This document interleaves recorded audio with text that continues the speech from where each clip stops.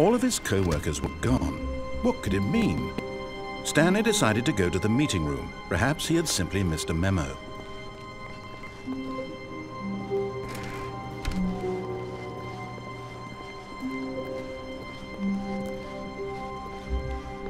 When Stanley came to a set of 2 open doors, he entered the door on his left.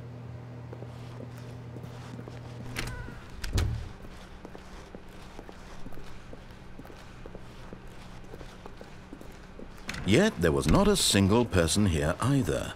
Feeling a wave of disbelief, Stanley decided to go up to his boss's office. Coming to a staircase, Stanley walked upstairs to his boss's office.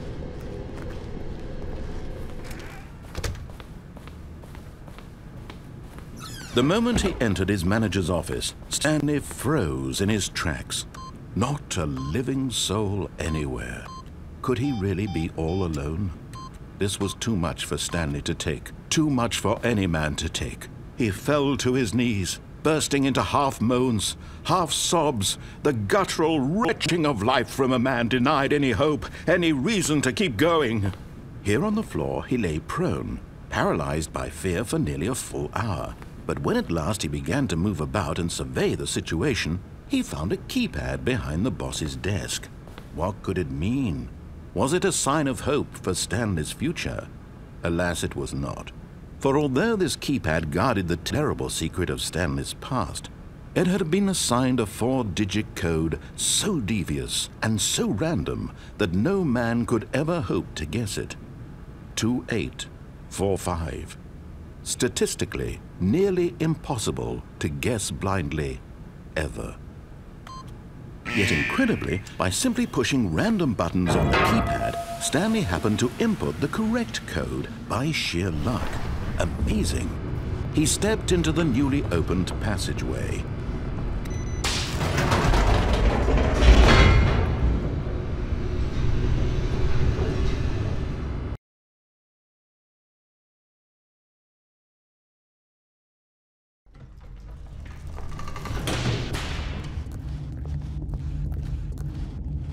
Stanley walked straight ahead through the large door that read Mind Control Facility. Although this passageway had the word Escape written on it, the truth was that at the end of this hall, Stanley would meet his violent death.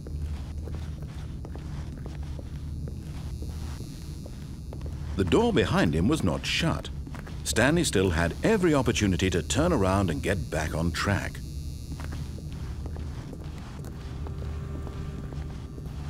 At this point, Stanley was making a conscious, concerted effort to walk forward and willingly confront his death.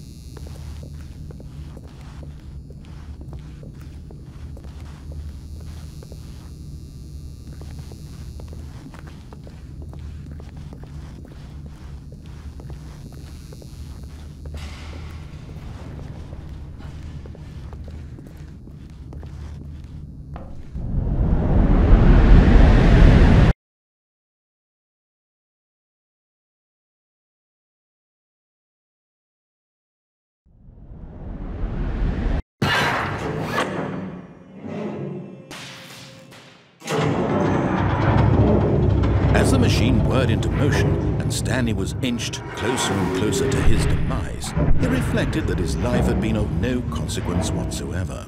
Stanley can't see the bigger picture. He doesn't know the real story, trapped forever in his narrow vision of what this world is. Perhaps his death was of no great loss, like plucking the eyeballs from a blind man. So he resigned and willingly accepted this violent end to his brief and shallow life. Farewell, Stanley.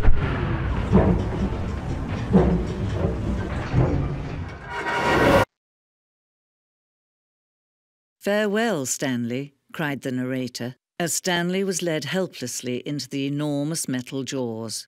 In a single visceral instant, Stanley was obliterated as the machine crushed every bone in his body, killing him instantly.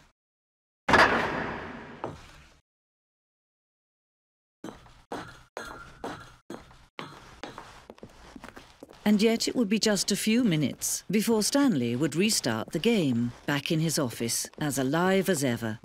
What exactly did the narrator think he was going to accomplish? When every path you can walk has been created for you long in advance, death becomes meaningless, making life the same. Do you see now? Do you see that Stanley was already dead from the moment he hit start?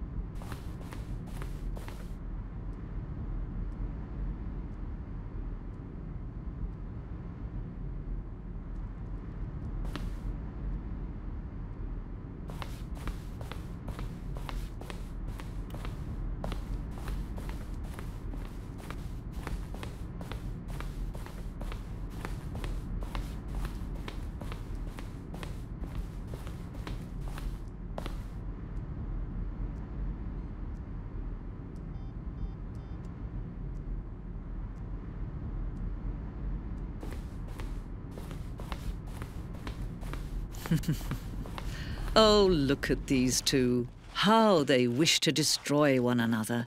How they wish to control one another. How they both wish to be free. Can you see? Can you see how much they need one another? No, perhaps not. Sometimes these things cannot be seen. But listen to me.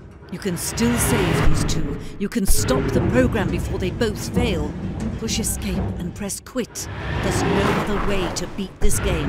As long as you move forward, you'll be walking someone else's path. Stop now and it'll be your only true choice. Whatever you do, choose it. Don't let time choose for you. Don't let time